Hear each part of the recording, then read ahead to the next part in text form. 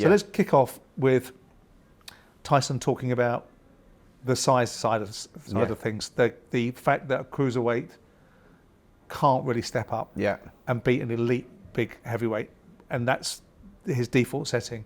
What did you make of that? Just that's the mind games beginning already. Tyson Fury's, that's one of his main assets, is that he does play the mind games and he plays them well. He gets inside fighters' heads, and we know it's all a psychological battle and trying to win fights or trying to half win fights before they even step into the ring.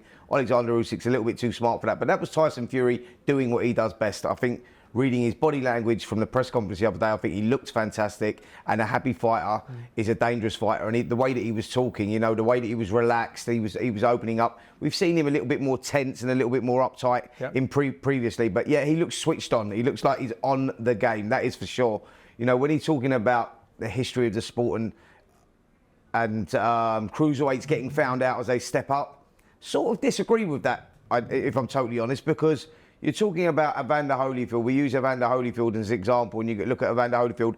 He beat Riddick Bowe in that first fight. They had an unbelievable trilogy, but he did actually beat Riddick Bowe. He beat Mike Tyson twice, stopped Mike Tyson twice. And I know the argument, possibly from you or wherever, will come and say Tyson was gone by then. I'll go, yeah, but it remains on his way to being gone. Yeah, absolutely. It was still in 1999, I think it was, wasn't it? So you just look at that and you go, well, there's...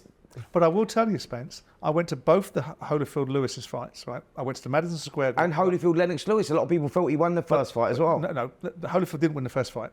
Lennox Lewis categorically won the first fight. It was daylight robbery. The second fight they gave to Lewis, I felt Holyfield won that fight. So the suggestion that Holyfield, Tyson is making, is that if you're a good cruiserweight and a world-class cruiserweight, and you come up against a world-class big heavyweight, the cruiserweight will lose because the world-class big heavyweight is going to be too big, too strong, and too much for them.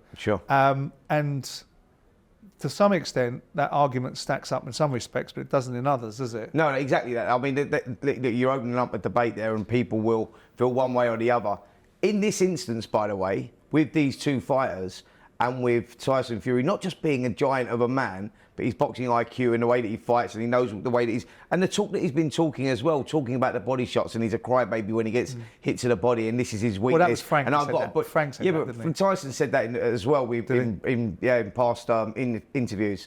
But you look at that and you go, he's talking the right talk here, Tyson Fury. He knows what he's got to do. He knows what he's got to drag Alexander Usyk into, and he has the ability to do that. He has the mindset to do that. He's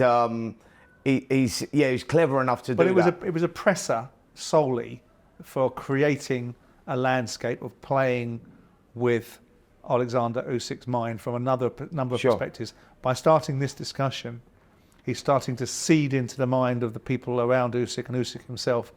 Is you can't win this fight, I'm too big. You can't win this fight, I'm too big. And the whole purpose of the press conference, or whatever it was for Tyson Fury to let people know what his thinking was, or what he was going to be doing in terms of his strategy of playing. Like when he did with Klitschko, he played with Klitschko's mind.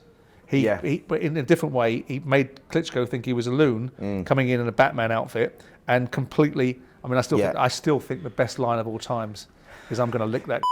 I still think that's the best line of all time, and that goes up there with anything that I've ever heard from anybody. It's a great one, isn't it? But he's doing this from a different perspective. He unsettled Klitschko, got him off balance, didn't know what he was dealing with.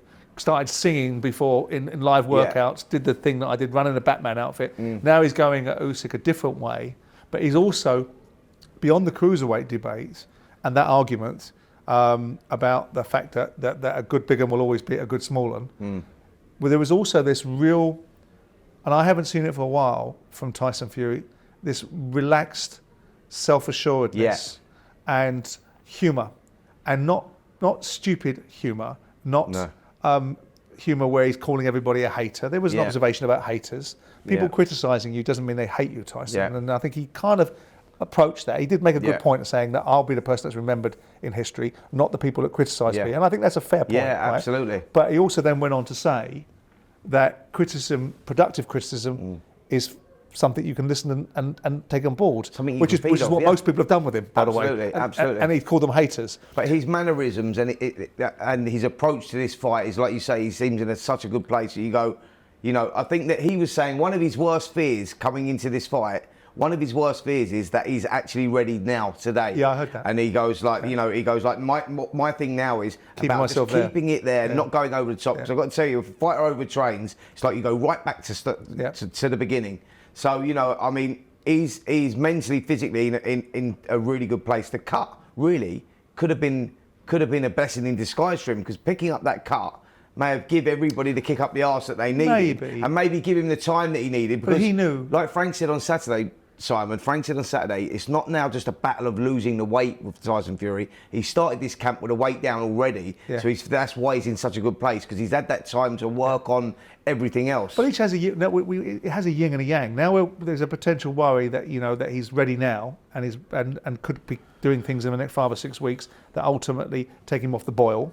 But then there was the situation where he might not have been taking it seriously enough, and the cut did him a favour. So there's a yin and a yang. Yeah. But I've always felt, irrespective of some of the things that he said over the last 12 months that I haven't particularly liked, and some of his behaviour and those around him I haven't particularly liked, I've always felt that when it came to this fight, irrespective of some of the comments that he's made about me and I've made about him, I've always felt, and we've always said it, or I certainly have, that I think he'll be ready for the Usyk fight, and you'll see the best version of Tyson Fury. And all the arguments about whether he stands in the middle of the ring and trades now because his legs can't take it, or he doesn't physically condition himself, or this, that, and the other, I think they'll all fall away. I think that it's like he rises to the opposition. I think he took Ngannou too lightly. I don't think he'll take Usyk too lightly. But what I really liked was the humour, you know, this idea that he's going to fight 10 times. He's sending himself up a little bit. I'll fight this person. I might even give old Deontay Wilder a chance. Yeah. I'll fight this person. He's got Joyce. But the one I liked, the humour, Moses Atuma. Oh, I'm not having him. Yeah. And I thought that was the thing that I took away from it, going, oh, you're so relaxed and you're so comfortable in your space and your skin right now that I like this version of you. Yeah. I think you're ready to go. Yeah. And I think the more Tyson Fury is ready to go, the more ominous that is for Alexander Usyk. Because I know what we know about Usyk. I know that he's a machine, that the Joshua camp will talk about him as being the most fittest fighter that you could ever put breath into, and his resolve and his resilience is of the highest caliber. Yeah. But actually Joshua fought him the wrong way in the first fight, created a challenge for himself in the second fight psychologically. Yeah. And he's not really fought anybody like Tyson Fury, because Anthony didn't use his best attributes in the first fight, then fought up an uphill battle in the second, whereas Fury goes into this fight, and Usyk goes into this fight having had a bit of damage done to him by Daniel Dubois. Yeah. Right? And Fury at his best, I still maintain, irrespective of what Usyk has done, would beat Alexander Usyk. Totally agree.